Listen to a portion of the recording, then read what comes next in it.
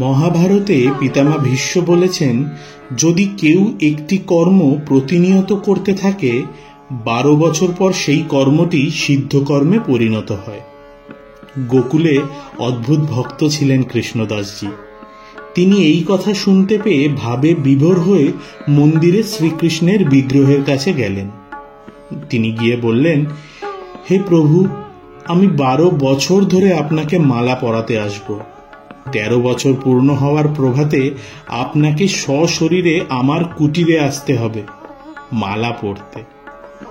সেই দিন থেকে কৃষ্ণদাসজি প্রতিদিন নিজের হাতে মালা বানান। প্রভুকে মালা পরিয়ে প্রতিদিন তাকে মনে করিয়ে দেন, হে নাথ, আজ আরো একদিন হয়ে গেল, ভুলে যেও না যেন প্রভু। এইভাবে 12 বছর অতিক্রম হল। শেষ দিন কৃষ্ণদাসজি প্রভুর কাছে নিজের মনোকামনা নিবেদন করলেন। হে কৃষ্ণ, কাল 13তম বছরের প্রথম প্রভাত, কাল আপনার আগমনের দিন। কাল এই দাসের কুটিরে না এলে এই কৃষ্ণদাস আর কোনো দিন আপনার কাছে আসবে না। তিনি সারা রাত ধরে কৃষ্ণের জন্য 56 ভোগ রাঁধলেন। সেই প্রভাতে তিনি ভোগ সাজিয়ে বসে রইলেন, কিন্তু কৃষ্ণ এলেন না। সন্ধ্যা হয়ে গেল, কৃষ্ণের দেখা কিন্তু মিলল না। অবশেষে তিনি ক্ষুব্ধ হলেন।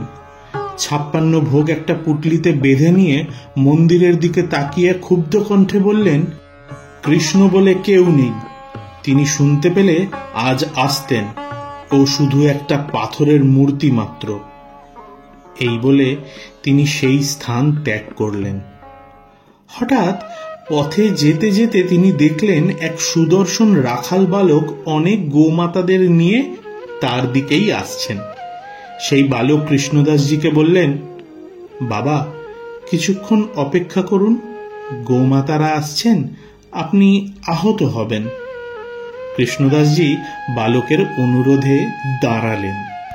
রাখাল বালকটি কাছে এগিয়ে এলেন, বললেন, আপনার পুটলি থেকে বেশ সুন্দর সুবাস আসছে, আপনি আহার করেননি হয়তো। যতক্ষণ গোমাতারা যাচ্ছেন আপনি আহার গ্রহণ করুন। কৃষ্ণদাসজি বললেন, না, আমি আহার করব না। বালকটি জিজ্ঞেস করলেন, আপনার এই ক্ষুব্ধতার কারণ? সে বড়ই নিষ্ঠুর। 12 বছর ধরে তাকে মালা পরালাম, একদিন আমার কাছে আসতে বললাম, তিনি এলেন না। আমি তাই এই স্থান ত্যাগ করব। এত অভিমান করবেন না বাবা, আমিও সকাল থেকে কিছুই আহার করিনি, আমিও ক্ষুধার্ত, আমাকে এই আহার দিন, স্বচ্ছন্দে গ্রহণ করতে পারো।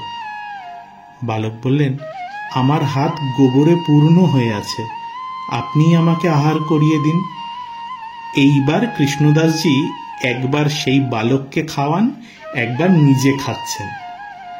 2-3 বার আহার মুখে নেওয়ার পর বালকটির চোখ লাল হয়ে গেল। বালকটি আর অশ্রু সম্বরণ করতে পারলেন না, কাঁদতে লাগলেন। কৃষ্ণদাসজি জিজ্ঞেস করলেন, হে বালক, তুমি কাঁদছো কেন?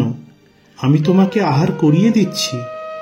মধুর কণ্ঠে বালকটি প্রশ্ন করলেন, আজ মালা পরাবে না? কৃষ্ণদাসজি চমকে উঠে বললেন, কে আপনি? বালক বলছেন, আমি সে যাকে তুমি রোজ মালা পরিয়ে দাও। আমি ব্রহ্ম, আমি কৃষ্ণ। বাবা, তুমি যখন আমাকে মালা পরিয়ে দাও মনে হয় যেন প্রেম ভরে তুমি আমায় আলিঙ্গন করছো। আজ প্রভাত থেকে আমি তা অনুভব করিনি। আমি সেই প্রভাত থেকে অপেক্ষা করছি। অনেক ভক্ত আমায় ভোগ নিবেদন করেছে, কিন্তু আমি তা গ্রহণ করিনি। আমি আমার কৃষ্ণদাসের হাতেই আহার করব।